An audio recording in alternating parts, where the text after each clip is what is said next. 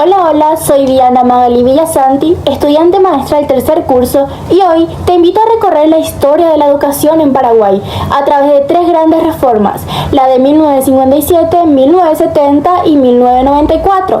Estas transformaciones marcaron el rumbo de nuestro sistema educativo, adoptándolo a los cambios del país y preparando el terreno para la educación que conocemos hoy.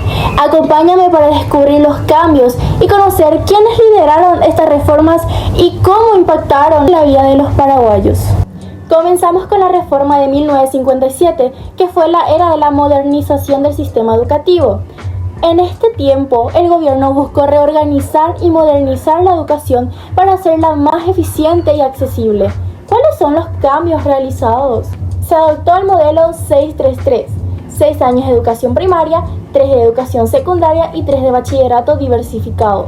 También se creó un plan para que todos los docentes recibieran la misma formación y aprendieran los nuevos métodos de enseñanza. Se ofrecieron cursos y capacitaciones para que los maestros estuvieran actualizados. Y por último, se construyeron nuevas escuelas urbanas y rurales, lo que permitía que más jóvenes pudieran estudiar sin tener que mudarse. Uno de los involucrados de esta reforma fue Ramón Indalecio Cardoso, un reconocido educador pedagogo, quien lideraba los cambios en la formación de maestros.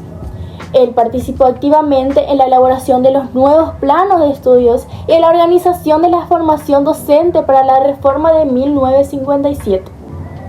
Seguidamente tenemos a la reforma de 1970, la era de la innovación técnica.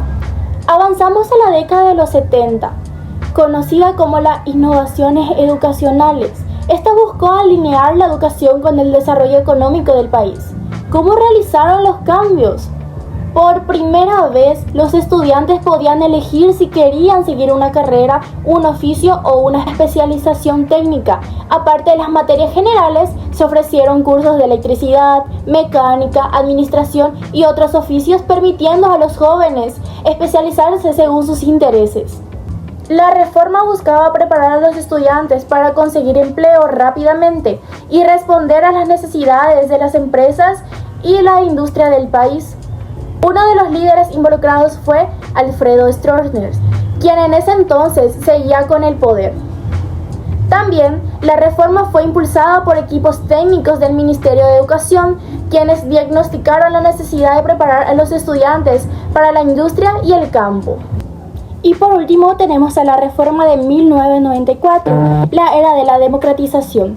Llegamos a esta reforma tras la caída de la dictadura. Este cambio buscó que la educación sea democrática, lo cual permitiría mejorar su calidad y garantizar el acceso universal.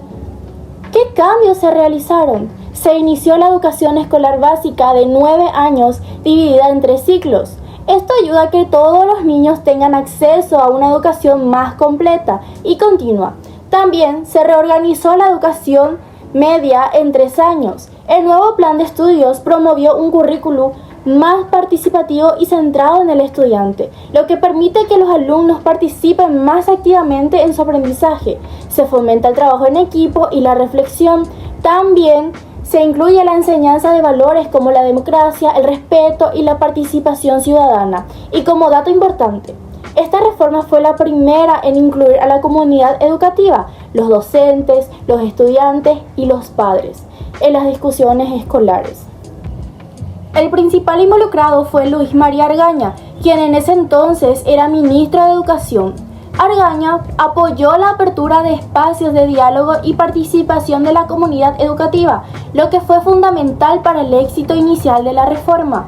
Si comparamos las tres reformas, vemos que todas buscaron modernizar y mejorar la educación, pero cada una lo hizo desde una perspectiva diferente. La reforma de 1957, quien estaba en la era de la modernización, su cambio principal fue el modelo 633 y la formación de los docentes. El líder impulsor fue Indalecio Cardoso. Mientras que en la reforma de 1970, que estaba en la era de la innovación técnica, su cambio principal fue la educación técnica y profesional. En ese entonces fue el impulsor Alfredo Stroessner. Y por último tenemos la reforma de 1994, la era de la democratización, Su cambio principal fue la educación escolar básica de 9 años y el currículum participativo, quien fue impulsado por María Argaña. Estas reformas permitieron que la educación paraguaya avanzara, aunque aún quedan desafíos por superar. Para concluir, podemos decir que las reformas educativas de 1957, 1970 y 1994 fueron hitos que marcaron la historia de la educación en Paraguay. Cada una respondió a las necesidades a su tiempo y dejó un legado que hoy sigue transformando vidas. ¿Te animas a compartir cómo estas reformas impactaron en tu experiencia educativa? Déjanos tu opinión en los comentarios y comparte este video para seguir aprendiendo juntos. Muchas gracias. Chau, chau.